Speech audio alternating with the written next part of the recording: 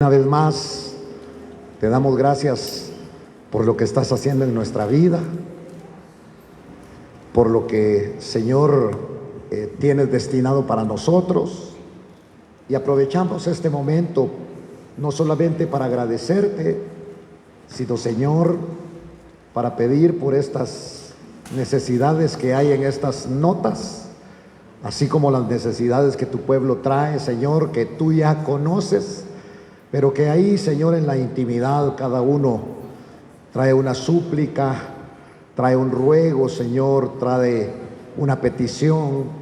Por favor, Señor, concédela conforme al propósito tuyo, Señor. En el nombre de Jesús, háblanos esta noche a través de tu palabra, como sueles hacerlo, y te agradecemos infinitamente porque nos has dado provisión. Y a todo aquel que le has dado provisión, Señor, ha apartado una pequeña porción para ponerle en el alfolí. En el nombre de Jesús, por favor, tu palabra habla y dice que tú amas y bendices al que da con alegría. En el nombre de Jesús, háblanos, Señor, esta noche. Necesitamos el consejo de tu palabra y por eso, Señor, nos reuniste para hablarnos. En el nombre de Jesús te damos gracias. Amén, Señor, y amén. Puede sentarse. Damos la bienvenida a los hermanos que están por primera vez en este lugar. Dios le bendiga. Gracias, hermanos. Esas son los invitados del Señor. Aquí están. Y vamos a abrir nuestra Biblia en Primera de Corintios capítulo 15.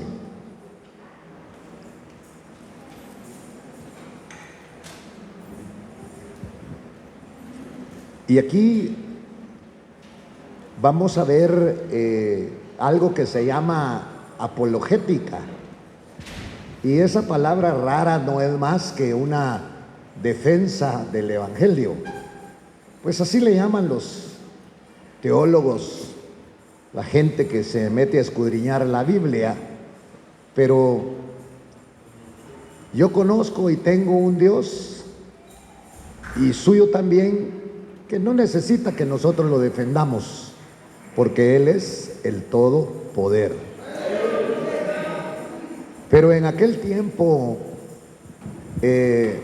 estos discípulos del Señor, estos apóstoles, estos hombres que tuvieron un encuentro con el Señor que cambió totalmente sus vidas, no fue fácil para ellos predicar la palabra, porque se estaban enfrentando a situaciones en que la gente que los oía, y aún gente que ya había recibido la palabra del Evangelio, pero tal vez la recibieron como una religión, no creían en la resurrección de Cristo. Y este Evangelio suyo y mío está fincado en la muerte y resurrección de Cristo, porque estaba profetizado. Y el Señor aparece para dar cumplimiento a esta profecía. Y se cumple la profecía de que el Señor, eso lo podemos encontrar en el libro de Isaías 53, y de ahí en adelante habla sobre la muerte y resurrección de Cristo. Algo inaudito para esta gente. Y entonces esta gente muchos tomaron el Evangelio como una religión. Y Pablo viene y en este capítulo 15 empieza como a aclarar, a defender la posición de este Evangelio, que el Evangelio, su base es el Dios en Cristo Jesús por el Espíritu Santo. Y entonces en el capítulo 15 y en el versículo 1 dice: ahora os hago saber. Él quiere dar a conocer este misterio que dejó de ser misterio. Usted sabe que misterio es algo que está oculto. Y habla del misterio del Evangelio, pero ya no es un misterio, porque agradecemos a Dios que lo que antes era un misterio nos ha sido dado a conocer a través de la palabra bendita del Señor. Y entonces, por eso Pablo habla y dice: ahora os hago saber. Por eso es que tenemos nosotros que leer la palabra del Señor y no quedarnos solo con lo que los predicadores dicen, porque a veces podemos decir cosas que no están en la Biblia. Empezar a enseñar doctrinas. Usted sabe que la palabra doctrina significa enseñanza. Puede ser una enseñanza, hermano, humana, de hombres. Y cuando la enseñanza es humana y de hombres, uno no aguanta. Uno quiere salir corriendo porque uno ya no quiere que le impongan cargas, porque el Evangelio no es para imponerte cargas, sino para quitarte todas esas cargas y que tú puedas glorificar el nombre del Señor. Y entonces, porque la palabra dice que si el Hijo os libertare, seréis verdaderamente libres. Por eso el ayuno es recomendable, pero no es impuesto. Las vigilias son recomendables, pero no pueden ser impuestas. Las ofrendas, los diezmos, no podemos imponerlos, porque todo es de una...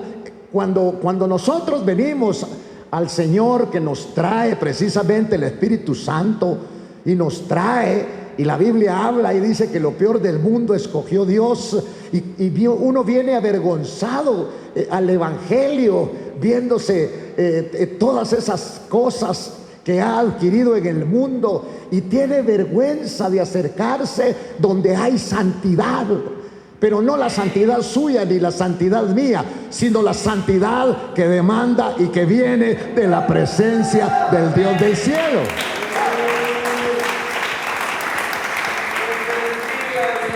¿Por qué muchas veces nosotros a nuestros niños les decimos: pórtese bien, estate sentado? Y nosotros estamos en quietud, con respeto, con reverencia, porque donde 2 o 3 están reunidos, ahí estaré yo, dice el Señor. Entonces, en estas reuniones participa Dios a través de la presencia maravillosa del Espíritu Santo. Entonces el apóstol Pablo quiere dar una explicación de este evangelio, porque tenemos que entenderlo. No podemos empezar a hacer solo lo que nos dicen los hombres, sino que tiene que tener un pie de imprenta. Y aquí Pablo está tratando de manifestar, está tratando a esta gente que estaba siguiendo el evangelio, pero no creía en la resurrección de Cristo. A algunos les daba risa. La gente con mucha ciencia. Por eso damos gracias a Dios que lo vil y menospreciado, por no decir lo tonto del mundo, escogió Dios. Y eso somos nosotros. Eso somos nosotros. Para, hermanos, manifestarnos este evangelio. Porque Pablo, que era un erudito, cuando conoció a Cristo, ¿sabe qué dijo? Con sus títulos académicos, que tal vez le habían dado los demandantes de la ley. Por eso es que, mire, hay gente que cuando se bautiza pues con buen propósito. La gente a veces hasta un diploma le dan a uno de su bautismo, ¿verdad? Y uno lo enmarca y lo pone ahí para que como un agradecimiento, pero luego no permanecen en el camino. Más el diplomita que le dieron, ese sí está ahí. Y entonces Pablo, cuando conoció a Cristo, dijo: todo lo que para mí era ganancia, lo he tomado, lo tengo como basura por el infinito amor de haber conocido a Cristo Jesús.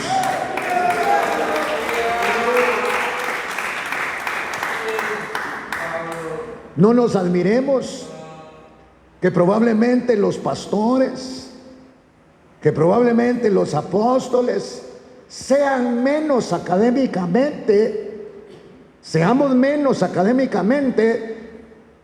que el auditorio que está ahí sentado.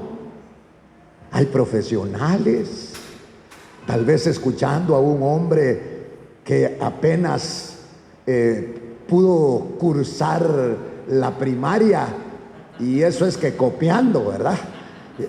Pero cuando se meten con Dios, Dios les revela esta palabra, y entonces pueden entender que no es el vaso, es la presencia bendita del Dios del cielo, es la presencia de Dios. Porque si el evangelio, mire, si el evangelio fuera humano, hace tiempo nos hubiéramos ido del evangelio, pero como no es humano, aquí no lo trajo el compadre, aquí no lo trajo la comadre, aquí no lo trajo el amigo. Tal vez lo trajo el amigo y después le quitó la mujer a usted, porque son las cosas que se dan, son las cosas que se dan dentro de la iglesia. Usted tiene que estar preparado, usted tiene que andar con cuidado, porque acuérdese que lo vil y menospreciado del mundo lo componemos nosotros. Cristo nos trajo y estamos en un proceso de restauración. No estamos restaurados, nos están restaurando. Y ese proceso de restauración no tarda un día ni 2 días. La restauración es todo lo que le quede de vida a usted y a mí. Es el proceso de restauración. Gracias, hermano. Entonces, para eso estamos en el evangelio, para aquel que empezó la buena obra en usted y en mí, la complete. ¿Y cuál es esa buena obra? Restaurarnos. ¿Y qué es restaurar? Restaurar no es lo que hacemos nosotros los guatemaltecos. Hacemos chapuces. Queremos tratar de seguir usando lo viejo, lo que ya no sirve, no lo queremos botar. Pero el evangelio no es de hacer chapuces. El evangelio, la tarea del Espíritu Santo es hacerte de nuevo, y que tú, cuando te hagas nuevo, te parezcas a Cristo Jesús. Aleluya.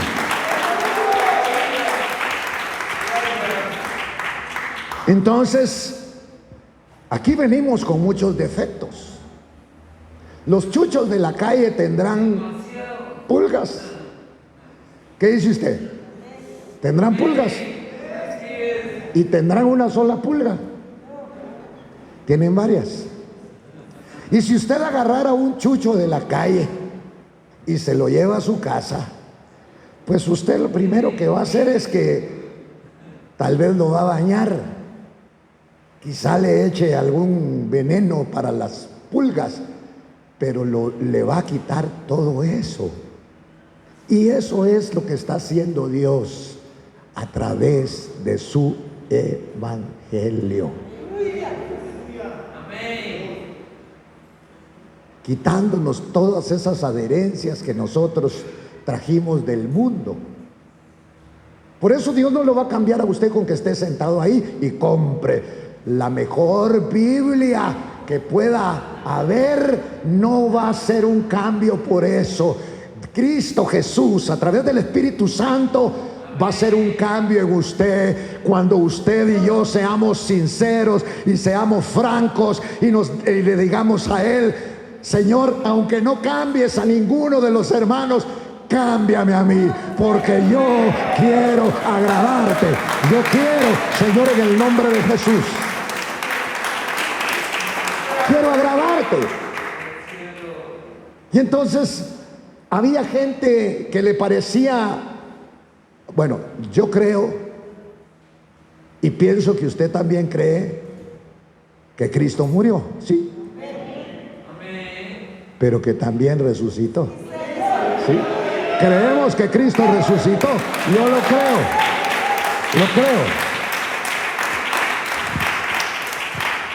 Y entonces estos hombres, como Pablo, que está escribiendo aquí, como Juan y como Jacobo, como Santiago. Usted sabe que Jacobo era hermano del Señor. Y durante todo el ministerio terrenal del Señor, él no creyó. Como la familia a veces no cree en nosotros, ¿verdad? ¿Será que ya cambió? Dice. Y el primer arrebato que tiene, ya ahí está, ¿eh? No ha cambiado. No ha cambiado. Y a veces el sarcasmo, ¿verdad? ¿Para qué estás yendo a la iglesia si no cambias? Es que es por eso estoy yendo a la iglesia, porque el único que me puede cambiar se llama Jesucristo a través del Espíritu Santo.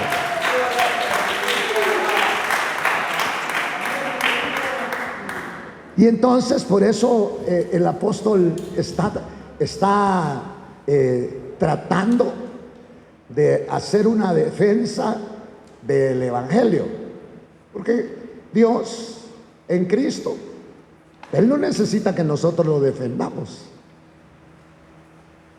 Si Dios es el todopoder y Cristo también, entonces no necesita que nosotros, hermanos, lo defendamos. Entonces viene y dice: yo quiero que ustedes sepan.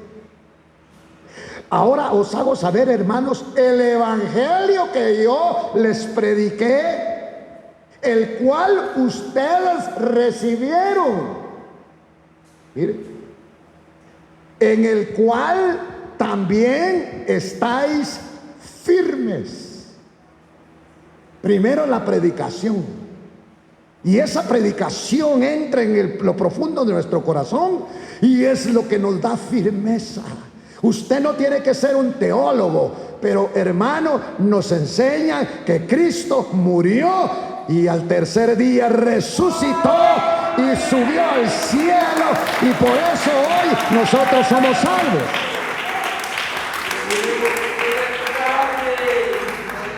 Y entonces, oiga, si Él venció a la muerte porque resucitó, es hasta el momento, Él es el primero de los resucitados. Y como usted lee un poco de Biblia, así, hermano, pero cuando Él resucitó, después resucitaron otros y entraron a Jerusalén esos otros y buscaron a la familia, a los amigos, y les fueron a hablar. ¿Y de qué hablarían? De que Cristo está vivo. Los muertos resucitados. Fíjese, porque estos son primicias de la resurrección.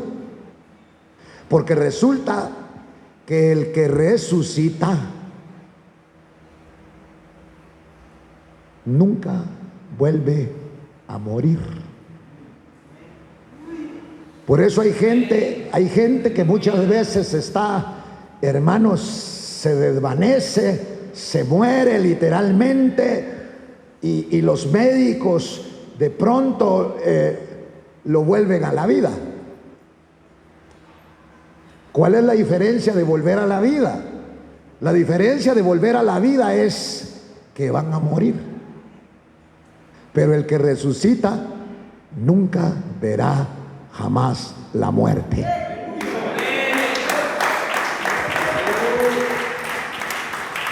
Y entonces viene Pablo y quiere explicarles, y entonces les dice: el evangelio que os prediqué. La predicación del evangelio es convincente, porque yo estoy en el evangelio a través de la predicación del evangelio.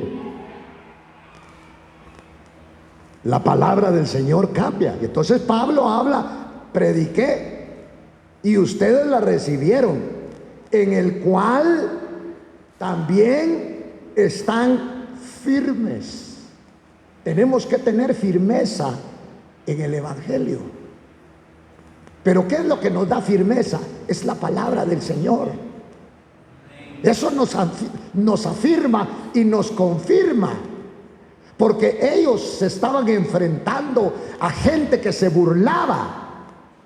Como nosotros, hermanos, cuando empezamos nos vamos a enfrentar a gente que se burla de nosotros, y son los más cercanos, los más conocidos, los amigos, la familia, el compadre, la comadre. Se van a burlar de nosotros porque usted recibió a Cristo Jesús como Señor y Salvador de su vida. Aleluya. Y entonces, hermano, por eso él está hablando acá que esta gente, a través de la predicación, cimentaron su fe. La predicación va haciendo que nuestra fe cada vez sea más firme. Y entonces él les está hablando y les dice que cimentaron su fe. Mire, porque ese es el glorioso mensaje del evangelio. Por eso se refiere a algo que le voy a buscar yo aquí, que está en el libro de Gálatas, en el capítulo 1 y versículo número 11, que también se atribuye al apóstol Pablo, la carta que escribe a los de Galacia. Y entonces ahí en el versículo 11, yo se lo voy a leer si usted no le encuentra, Gálatas 1:11, y dice: pues quiero que sepáis, hermanos, que el evangelio que fue anunciado por mí no es según el hombre. Mire, porque ni lo recibí de hombre, ni me fue enseñado, sino que lo recibí por medio de una revelación de Jesucristo. Está hablando de un evangelio sobrenatural. Aleluya. Entonces, aquilatemos el evangelio. ¿Dónde lo compra? ¿Dónde lo obtiene? ¿Dónde? No hay en el mundo. No está en las mejores facultades. No está en las mejores universidades.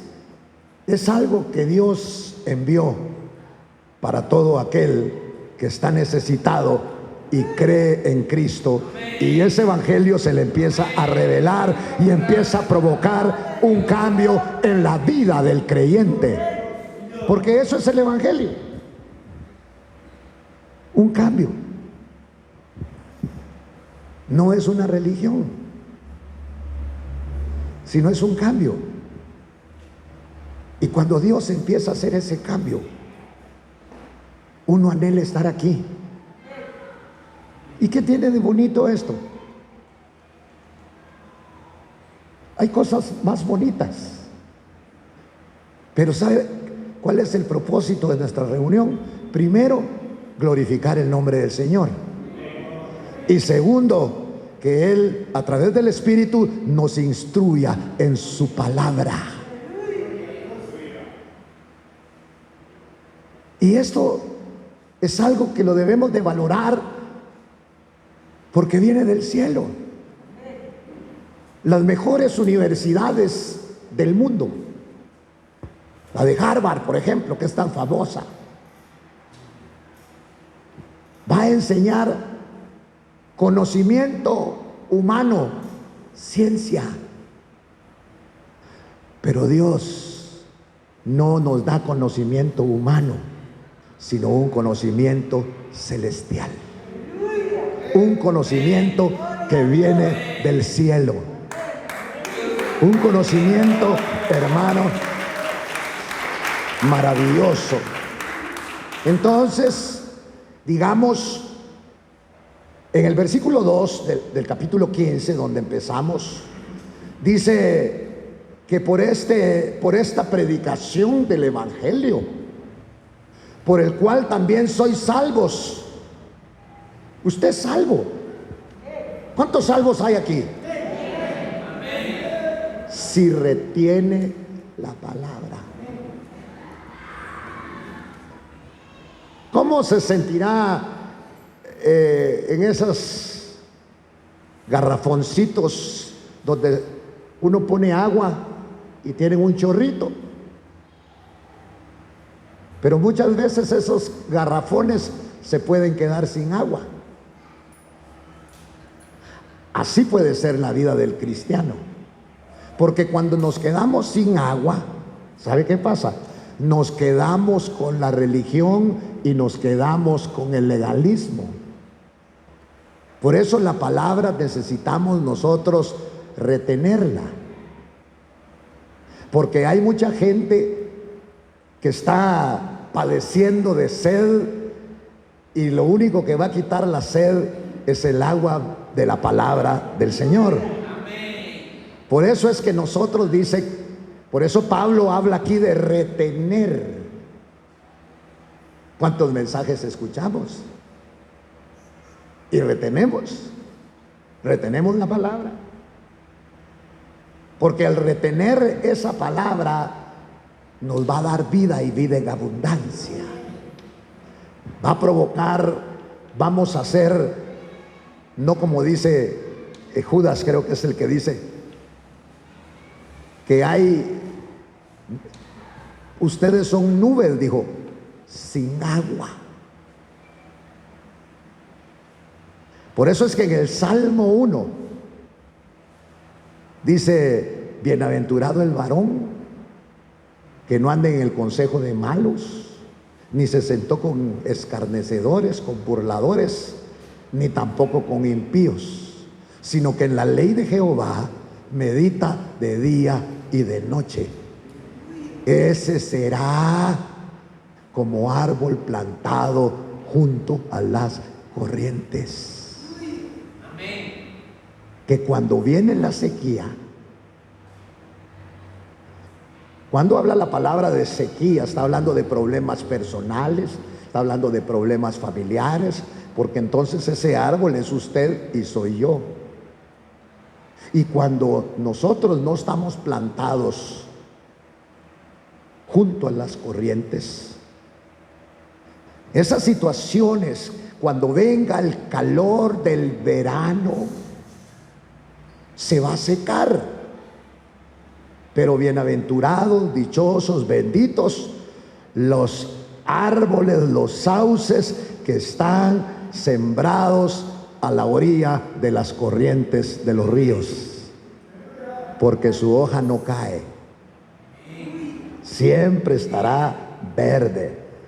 Entonces, volviendo al pasaje, dice, por el cual también sois salvos. Que está hablando del Evangelio.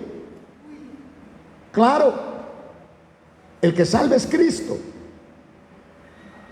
pero en el Evangelio está la palabra de Dios. Y Cristo es la palabra encarnada. Y cuando esa palabra está en nuestras vidas, van a venir problemas. No quiero que vengan problemas a su vida, pero van a venir.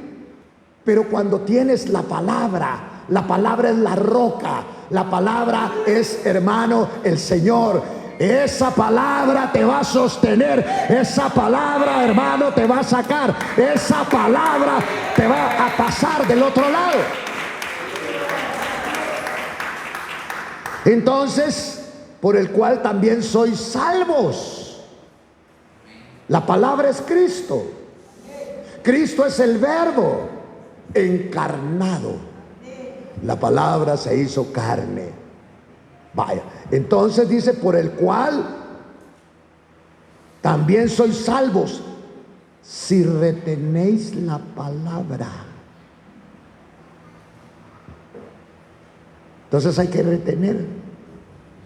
Por eso el evangelio no es emocional. Cuando hay bautismo, los niños se quieren bautizar. Lo que quieren realmente es tomar eso como que es una piscina, ¿verdad? Y darse su chapuzón. Otras personas se les ha enseñado que al bautizarse se les van a ir ciertas adicciones que tienen. El bautismo no es eso, ni es para eso. Podría ocurrir, pero el bautismo es la confirmación de que tú crees en el Señor Jesucristo, que murió y resucitó y ahora vive a la diestra de Dios el Padre.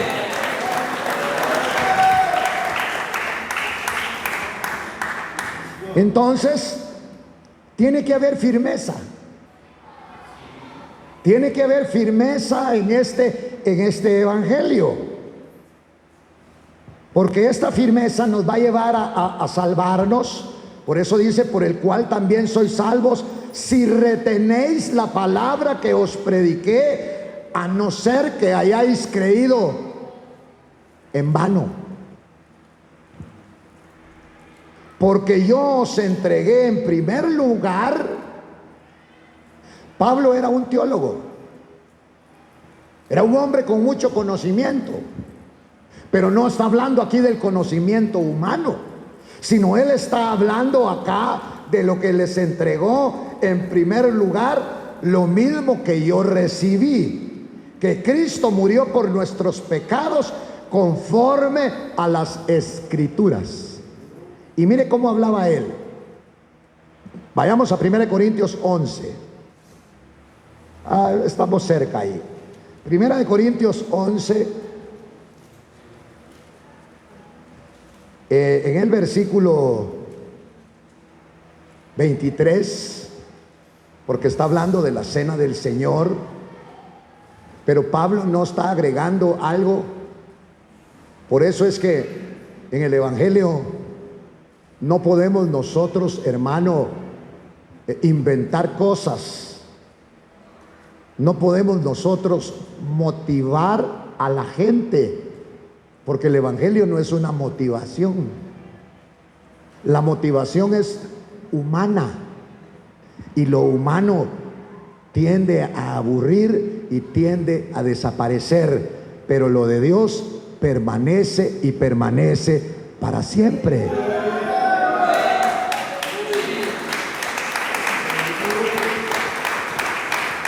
¿Por qué lo digo? Porque no solamente lo dice la palabra, sino que lo he podido experimentar en mi vida. Tal vez no tengo la misma fuerza que al principio, pero sí tengo el mismo gozo que al principio. Porque el gozo del Señor, tenemos que tener ese gozo, porque el gozo del Señor, nuestra fortaleza es.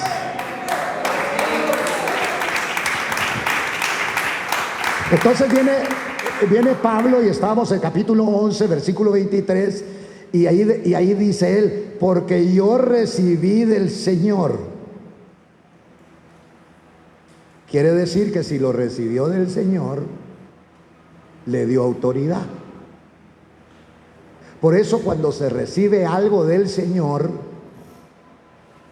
por eso esto es muy bueno para los maridos. Attention, maridos. ¿Sabe por qué hay maridos que los mandan las mujeres? Aquí no hay ninguno.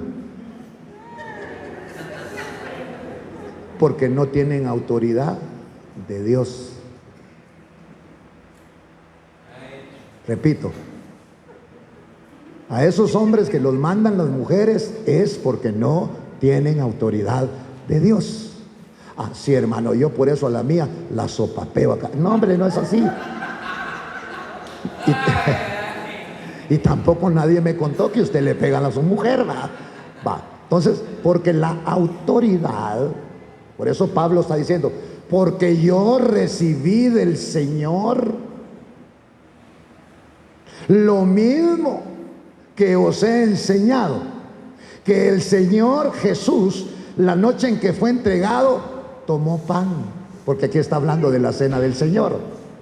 Porque cuando Pablo está hablando esto, cuando los discípulos, por ejemplo, los apóstoles del Cordero, porque Pablo era un apóstol, pero no era un apóstol del Cordero, sino Pablo es de una gama de apóstoles que el Señor, hermano, va a elegir, y que son los apóstoles del Espíritu. Y Pablo es de los primeros apóstoles del Espíritu. Y este tipo de apóstoles, así como hay pastores hoy, también hay apóstoles. Y estos apóstoles que le estoy hablando yo son del Espíritu.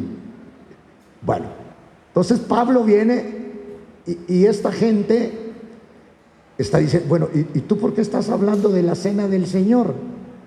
Porque Pablo dice, porque yo recibí del Señor. Y entonces se le dejaron ir los otros apóstoles. ¿Cómo que recibiste del Señor si vos no has andado con nosotros? Porque la evidencia apostólica era haber caminado con Cristo. Y Pablo no caminó con Cristo, al contrario, era perseguidor de la iglesia. Y entonces viene Pablo y les dice, no, es que yo también recibí del Señor lo que ustedes han recibido. ¿Cómo así?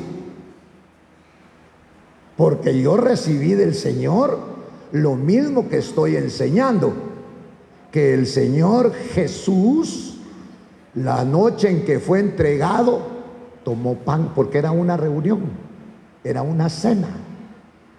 Y entonces la noche en que el Señor iba a ser entregado, y fue entregado, dice Pablo, ustedes estaban reunidos ahí, y el Señor tomó pan. Y después de dar gracias, gracias Padre, lo partió y dijo, esto es mi cuerpo que es para vosotros, haced esto en memoria de mí. Y aquellos se enmudecieron por completo, porque Pablo no había estado ahí, sino que el Señor particularmente, qué amor el de Dios, presentársele a este hombre y darle una estafeta para que este hombre fuera y predicar el evangelio de la gracia, el evangelio que nos trae salvación. Dele palmas al Dios del cielo.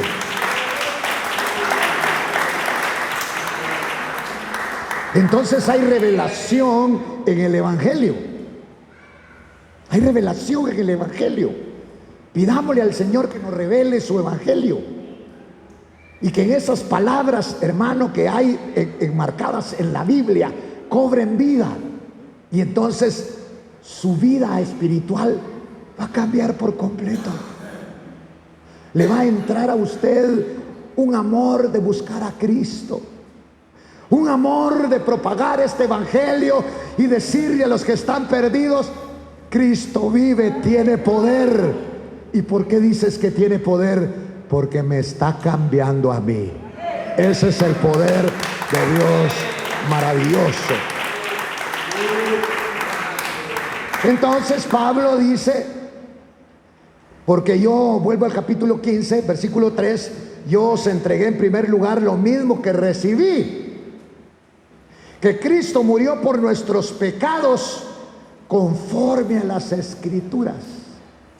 Él está hablando de Isaías 53, porque ahí habla del padecimiento de Cristo.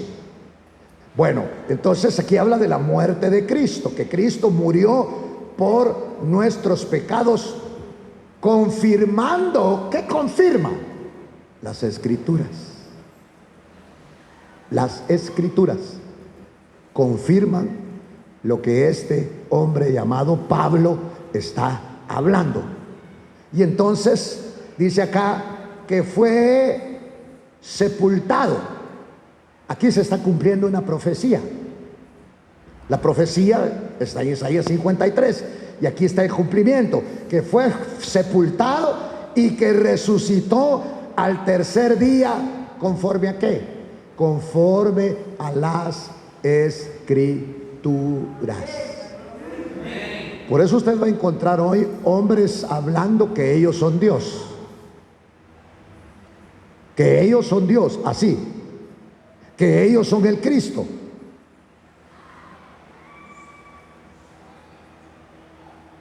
Y dice, y entonces que fue sepultado y al tercer día resucitó de acuerdo a lo que dicen las Escrituras.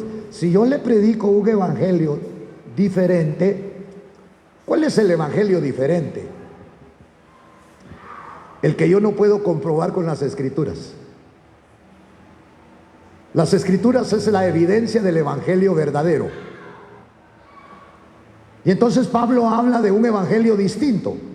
Y entonces dice acá, y que fue sepultado y que resucitó al tercer día conforme a las Escrituras. Y entonces él viene a confirmar que se apareció a Cefas.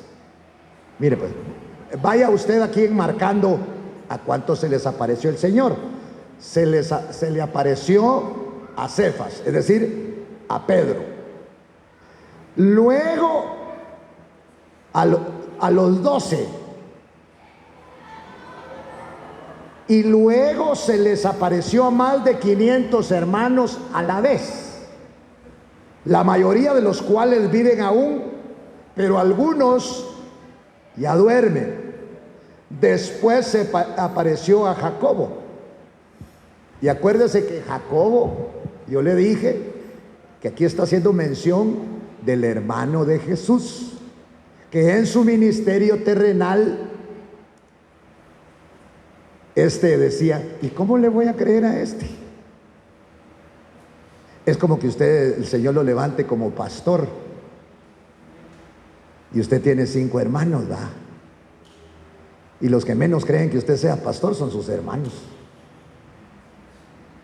Pues Jacobo no creía en Jesús, pero después de su muerte Jesús se le apareció. Y cuando Jesús se le apareció y hablaron, le cambió su vida por completo.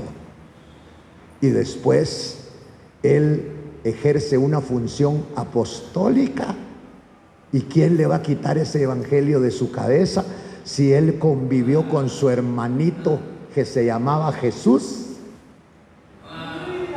Pero cuando resucitó, ahora dijo, ya no es mi hermanito Jesús, es el Señor Jesús.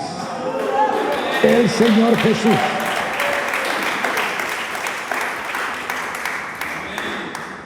Y empezó, hermano, a proclamarlo.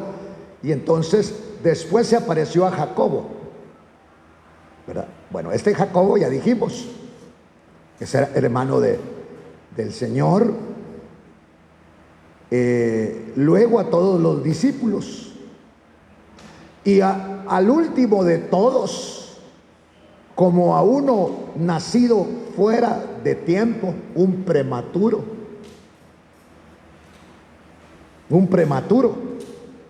Y prematuro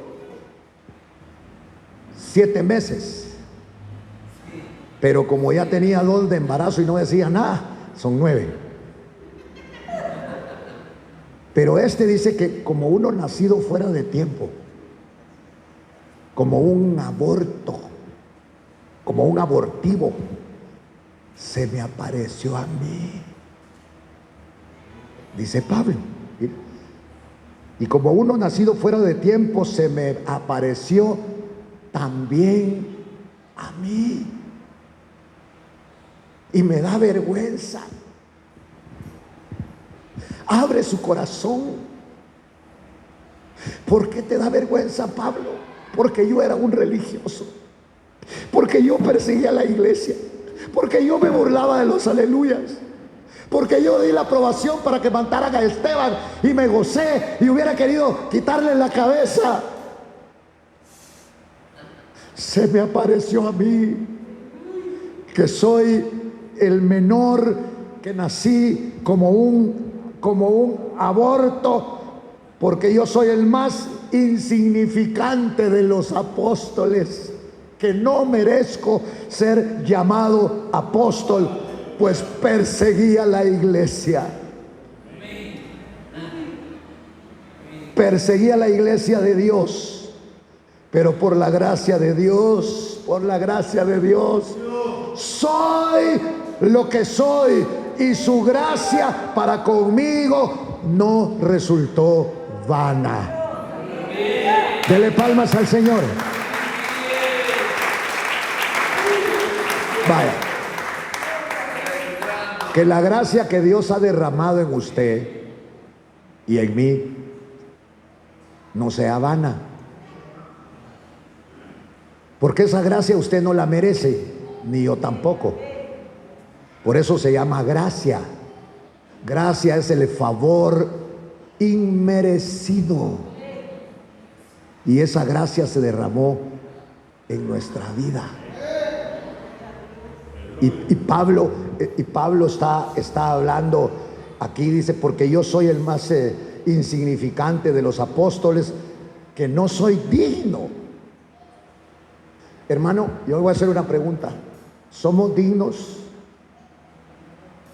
de que nos llamen cristianos o no? Ese nombre es un nombre muy... Es un nombre muy tremendo, hermano. Por eso Pablo dice acá que soy el más insignificante de los apóstoles, que no soy digno de ser llamado apóstol, pues perseguí a la iglesia de Dios. Pero al darse cuenta de que esto era inmerecido, Dios, aquel perseguidor y aquel asesino, llega a su vida, se le aparece y lo transforma, y él se da cuenta de toda la basura, de toda la maldad, de todo el oprobio, de todo lo malo que había en él. Y entonces dice: ¿por qué has tenido tanta misericordia de mi vida? Pues yo no merezco ser llamado apóstol, pues yo perseguí a la iglesia con fiereza. Ahora, usted lleva un nombre y yo llevo un nombre. Y cuando nos preguntan qué religión tiene, nosotros decimos: pues yo soy cristiano evangélico. Soy cristiano.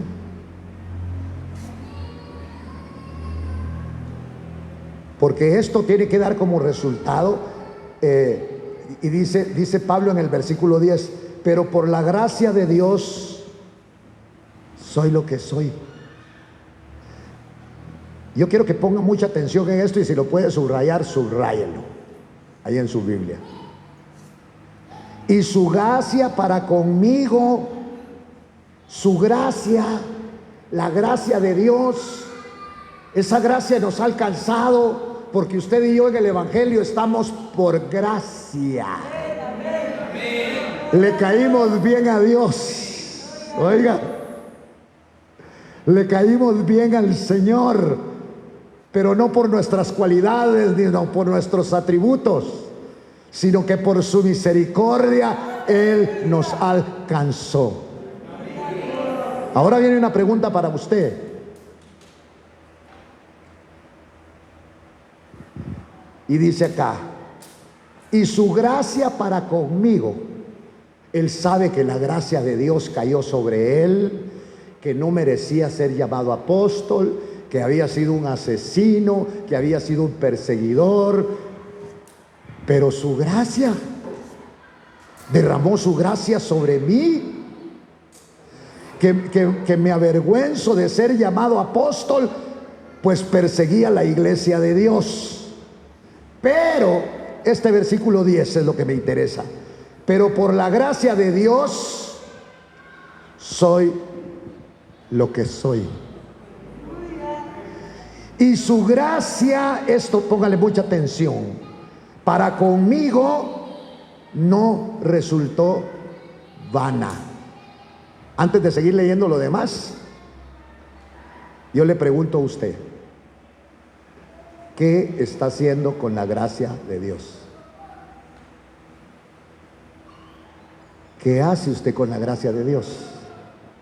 ¿Qué hacemos con la gracia de Dios?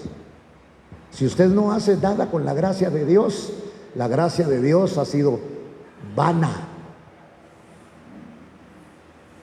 Pero por la gracia de Dios y por esa gracia maravillosa que Dios no la derramó en vano, antes bien he trabajado mucho más que todos ellos, aunque no yo, sino la gracia de Dios que hay en mí. Ahora sí, dele palmas al Señor.